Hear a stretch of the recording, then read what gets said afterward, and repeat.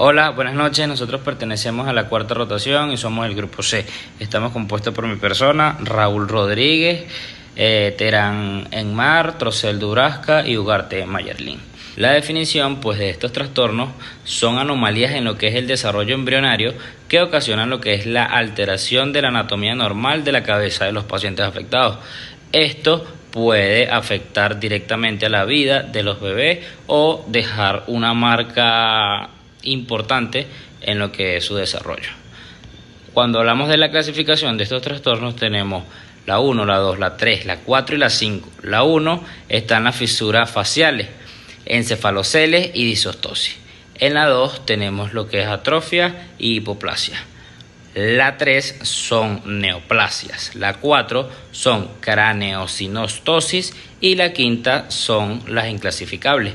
En la 1 tenemos lo que son los síndromes, como por ejemplo el síndrome de Nager, de Binder y de Pierre-Robin. Hablando de lo que son estos síndromes, vamos a dar el ejemplo del síndrome de Pierre-Robin. Tenemos que este es una malformación congénita de los arcos branquiales, incluyendo lo que son las malformaciones o secuencias, cuyos signos cardinales incluyen la triada de Robin, constituida por micrognatia, glossostosis y paladar hendido, contundentemente asociada a otros síndromes. No es un síndrome muy común, siendo su incidencia de 1 de cada 8.500 nacidos vivos. Dicho este síndrome no presenta predilección por sexo. Y también las manifestaciones básicas del síndrome incluyen la micrognatia. Y dado que la glossostosis y el paladar hendido son secundarios, los pacientes desarrollan problemas respiratorios y digestivos severos desde el nacimiento. Labio y paladar hendido. Es una malformación craneofacial congénita que se produce por la falta de fusión parcial o completa de los procesos faciales embrionarios durante las primeras semanas de gestación, afectando a los maxilares y los tejidos blandos. Esta hendidura se produce cuando no existe una correcta fusión entre el paladar anterior y el paladar posterior, dejando de este modo una brecha que comunica a la cavidad nasal con la cavidad oral. Incluso esta puede ir desde la parte frontal del paladar duro hasta el paladar blando, como podemos observar acá. La etiología de esta malformación es multifactorial. Puede deberse a genética, como también a hábitos como el tabaquismo y el alcoholismo, e incluso desnutrición en la madre durante el embarazo. Cuando no se realiza un tratamiento, por lo general se realiza el tratamiento, se aborda el caso cuando al nacimiento del niño. Cuando esto no sucede, se va a presentar un cuadro clínico, donde se van a observar características como disfagia, ya que no se podrá sellar la cavidad oral y no se podrá producir ese vacío que debería haber, afectando la succión y la deglución. Por este motivo, generalmente estos pacientes presentan problemas de crecimiento y problemas para subir de peso. Se va a presentar también otitis media recurrente por la alteración en la formación de la trompa de Eustaquio, agenesia, fisuras o duplicación de los incisivos, la voz nasal al hablar debido a la ausencia del piso nasal y deslineamiento de las piezas dentarias. En cuanto a las anomalías dentales, va a existir anomalías de número, ya que el paciente podrá presentar hipodoncias, anegenesias dental u anodoncias, anomalías de forma. Los pacientes que presentan esta malformación, por lo general, se les observa dientes en formas cónicas o dientes fusionados. Anomalías de posición, por lo general hay distoversión, giroversión o mesioversión de las unidades dentarias. Anomalías de tamaño, los pacientes presentan generalmente microdoncias. Anomalías de estructura, ya que existe una alteración en el esmalte dental, causando así defectos en el esmalte, y caries dentales. Estos pacientes presentan generalmente muchas caries dentales. En cuanto al tratamiento, lo primordial es proporcionar al paciente una capacidad óptima de deglución y succión, para mejorar de este modo su desarrollo del lenguaje y obtener un resultado estético que sea beneficioso, ya que quizás cuando los niños están pequeños no les afecta, pero ya a medida que van creciendo ya se va convirtiendo en un problema. El tratamiento va a constar de un equipo multidisciplinario que va a estar compuesto por cirugía maxilofacial, cirugía plástica, odontología,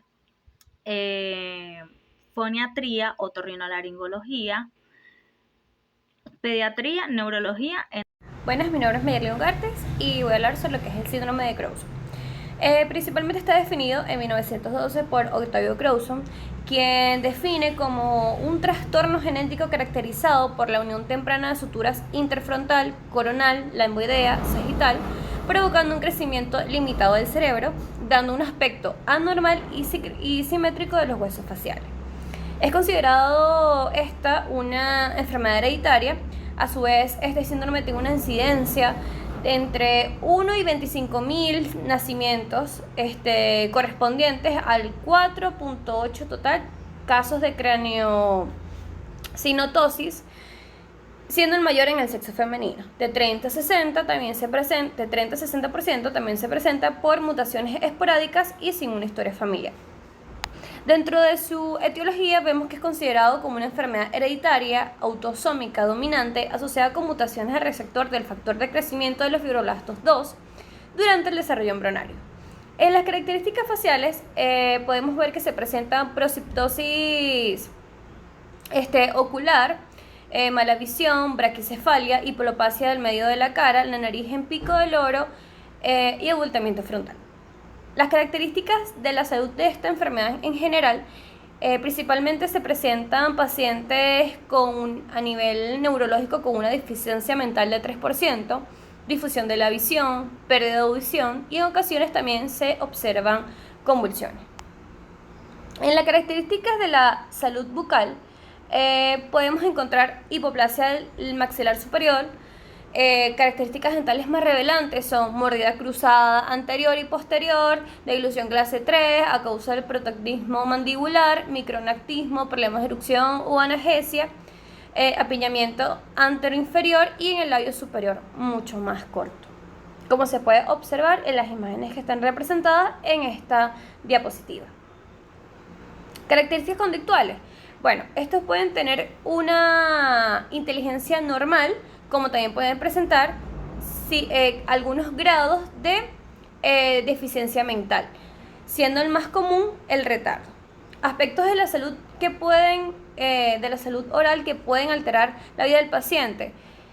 Bueno, sí se presentan, porque es evidente que la formación craneal o craneofacial que presenta el nacimiento, a medida que se va a ir desarrollando el paciente, empieza a crear una dificultad para relacionarse a nivel social, lo que puede incidir en su desarrollo normal de aprendizaje y lo que es el avance de él.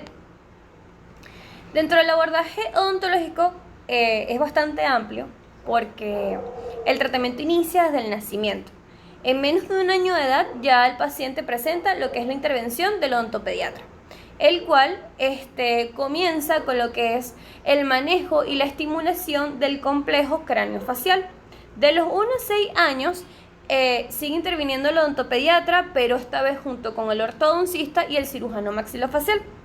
En la edad de la dentición mixta, en la edad comprendida entre lo que son los 7 y 12 años, esta es la edad de la primera fase del tratamiento ortopédico. Muchos tratamientos pueden ser la barra de Henrich, el arco en W, la máscara de protracción, el Girax, entre otros, para corregir lo que es la mordida cruzada en posterior, la mordida cruzada en anterior, y esta aparatología va a ayudar a la erupción de las piezas permanentes, si en el caso lo medita, la extracción de las piezas temporales. Cuando ya el paciente entra a una edad de los 13 a 21 años, sigue interviniendo el ortodoncista, el cirujano, el maxilofacial, el periodoncista y el protodoncista. En esta etapa se desarrolla lo que es la fase integral del tratamiento ortodóntico, acompañado de la no cirugía. Esto de acuerdo a la severidad del caso, y se debe finalizar con lo que es un tratamiento restaurador. A partir de los 21 años se realizan lo que son los controles de retención de cirugías ya realizadas, así como el control de una buena higiene oral. Aquí en esta imagen, en esta diapositiva, se puede observar la evolución o el proceso del paciente. Ok, ahora vamos a lo que es la microcefalia. ¿Qué es? Es una afección neurológica poco frecuente que se presenta en la cabeza del bebé. Esto se presenta en que la cabeza del bebé es mucho más pequeña que la de los otros niños a la misma edad y el mismo sexo. Algunas veces la microcefalia se detecta al nacer. La mayor incidencia es cuando al momento del nacimiento. La etiología. Bueno, esto se debe a que es un problema en el desarrollo del cerebro del bebé y puede producirse en el útero, que es congénito, o durante la lactancia. Tenemos muchas etiologías como es la cranionostosis. Aquí pueden haber cambios genéticos también, como lo que es el síndrome de Down y otras afecciones que puedan ocasionar microcefalia, suministro reducido de oxígeno en el feto, que esto puede ocasionar lo que es una anoxia cerebral, infecciones transmitidas del feto durante el embarazo, que son también bastante frecuentes, exposición a medicamentos, alcohol, drogas, sustancias químicas nocivas que sean totalmente para el útero, y también desnutrición grave. No recibir suficientes nutrientes durante el embarazo puede perjudicar el desarrollo del cerebro del feto. Características de la salud en general. Bueno, la principal característica de la microcefalia es la cabeza de la persona, del bebé, del individuo, que es mucho más pequeña que la de los otros niños de la misma edad y del mismo sexo. Según la gravedad, pueden presentar los siguientes signos, como son retrasos en el desarrollo, incluido lo que es el habla y el movimiento, dificultades para la coordinación y el equilibrio, enanismo, distorsiones faciales, hiperactividad, retraso intelectual e inclusive convulsiones. Características de la salud bucal. Tenemos lo que es un apiñamiento dental, gingivitis o periodontitis, hipertrofia gingival o aumento del tamaño de las encías, retardo en la erupción dental, defectos de esmalte, trastornos de deglución y disfagia, dificultad fonética, problemas de maloclusión. Esto puede presentarse en mordida abierta o mordida cruzada y también pérdida del tono muscular. En las características conductuales sabemos que está asociado a convulsión, retardo en el desarrollo, problemas de habla, problemas en expresarse, en decir cómo ellos se sienten, en sentarse, pararse, caminar, discapacidad intelectual. Y algo aquí importante que hay que recalcar es que no hay ningún tratamiento para la microcefalia. Intervenir lo antes posible con terapia de lenguaje, terapias ocupacionales y otras terapias para el apoyo pueden mejorar lo que es el desarrollo del niño y su calidad de vida.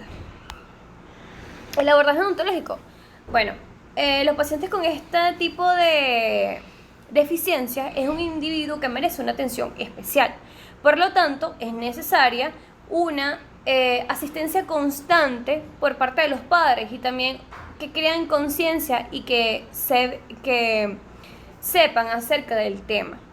Y obviamente un apoyo, un trabajo multidisciplinario para poder realizar o seguir el protocolo sugerido para poder tratar este tipo de pacientes. Se pueden realizar terapias muy conservadoras para una restauración de posibles caries, reforzar hábitos de higiene bucal, a los padres y representantes orientarlos y educarlos sobre este mismo, y también instruirlos a cambios e instrucción de la higiene oral dentro de su hogar. Aspectos del componente de salud oral que puedan alterar la calidad de vida del paciente. Como habíamos dicho anteriormente, lo importante y lo recomendable es intervenir con tiempo para ayudar al paciente a que se pueda desarrollar mejor en la sociedad y que tenga mejor apoyo y tanto de su familia como de la sociedad, y esto ayuda a mejorar la calidad de vida. Mi nombre es Enmer Terán y yo les vengo a hablar sobre el síndrome de Teaching-Collins, que esto no es más que un defecto congénito que se caracteriza por la presencia de anormalidades en el desarrollo craneofacial. Este síndrome fue descrito por primera vez por Thomson y Tony B. en 1846. Posterior, el doctor Edward Teaching Collins, un oftalmólogo y cirujano inglés, fue quien describió las primeras particularidades del síndrome y le dio dicho nombre en 1900. Luego tenemos la etiología, que es una anomalía simétrica y bilateral autosómica, que en la mayoría de los casos es causada por la mutación en el gen TCOF1, que es uno de los genes de nuestra gran cadena de gen, y posterior se da este síndrome. Tenemos las características de la salud, enfermedad general, que tenemos los huesos de la cara, que esto no es más que los pómulos y las estructuras anatómicas aledañas muestran un subdesarrollo en la cara, la que resulta ser un facial hundido que se denomina hipoplasia malar. Luego tenemos la respiración, que esta es una alteración en las vías respiratorias y pues posterior da dificultad en la respiración en los recién nacidos y da problema de apnea de sueño, que es una condición en la que el niño no recibe suficiente oxígeno mientras duerme y puede causar la muerte neonatal si es constante. Luego tenemos la audición. En general, los niños que presentan este síndrome tienen deformidades en el oído externo o bien pueden carecer de este. Entonces también puede haber atresia o entre los conductos auditivos externos. Luego tenemos el sentido de la vista, que en este síndrome se manifiestan anomalías como sequedad en los ojos, lo que es producido por la caída de los párpados inferiores, lo que aumenta el riesgo de infecciones oculares. Luego tenemos las manos, que el problema más común en los niños con este síndrome se genera en los pulgares, ya que no se desarrollan o los tienen poco desarrollados. Luego tenemos las características de salud bucal, que se da con la micrognatia, que en pacientes afectados con este síndrome generalmente la mandíbula no alcanza su desarrollo normal, por lo tanto es pequeña, como lo podemos observar en la radiografía presente. Luego tenemos la deglución, que esto no es más que el problema para respirar y degluir los alimentos, lo que afecta la alimentación del niño, ya que le cuesta o es problema degluir los alimentos. Luego tenemos las alteraciones dentales, que en la cavidad bucal se evidencia la ausencia de ciertas piezas dentarias, que tiene un nombre como lo es la genesia.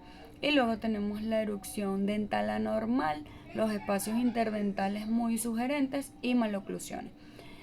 Como lo podemos observar en la foto, la imagen que tenemos en la diapositiva, pues nos da una maloclusión en la sonrisa o en la oclusión del paciente, ya que erupcionan dientes en el lugar que no deberían de erupcionar y faltan otros en el lugar donde deberían estar. Luego tenemos las características conductuales, que la inteligencia del individuo solo se ve afectada por las anormalidades en el desarrollo del habla debido a la deficiencia de la audición. Hoy en día se conoce que los niños con el síndrome de Treacher-Collins son tan inteligentes como otros niños, siempre y cuando reciban los mecanismos de estímulo y tratamientos apropiados.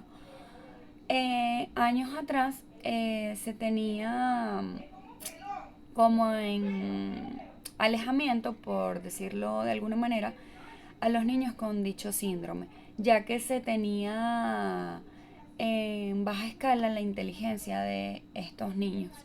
Pero después, luego de muchos estudios, se llegó a esta conclusión, que es donde estos niños con este síndrome presente son tan inteligentes como cualquier otro niño.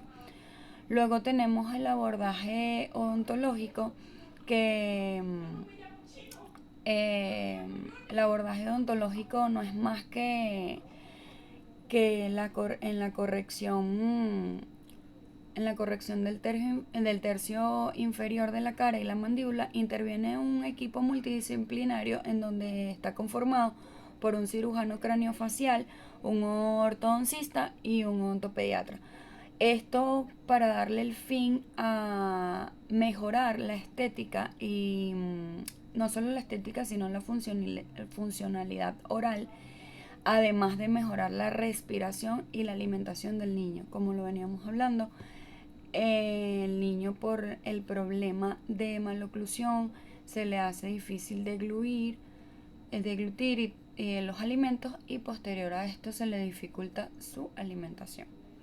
Luego tenemos las terapias alternativas implementadas para el abordaje odontológico. Entre ellas tenemos lo que es decir, mostrar y hacer, que esta técnica no es más que explicarle al niño lo que se le hará. Después se le enseña el instrumental y luego se simula lo que sucederá. Luego tenemos el control mediante la voz, que esto es darle una comunicación al niño con un tono de voz que genere confianza, pero al mismo tiempo autoridad.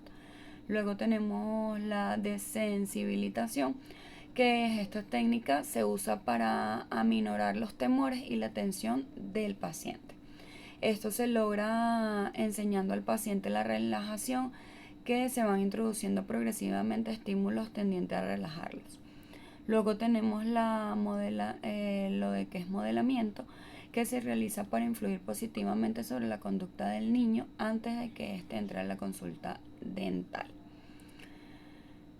Y luego tenemos reforzamiento positivo, que se sabe que el ser humano se orienta hacia el principio de la aprobación. Por ende, gran parte de las conductas pueden mantenerse y repetirse mediante reforzándolo positivamente o dándole estímulos agradables al niño. Y luego tenemos la ludoterapia, que es un tratamiento médico en algunas enfermedades mentales y de problemas de adaptación infantil, que se fundamenta en el desarrollo de actividades lúdicas. Gracias.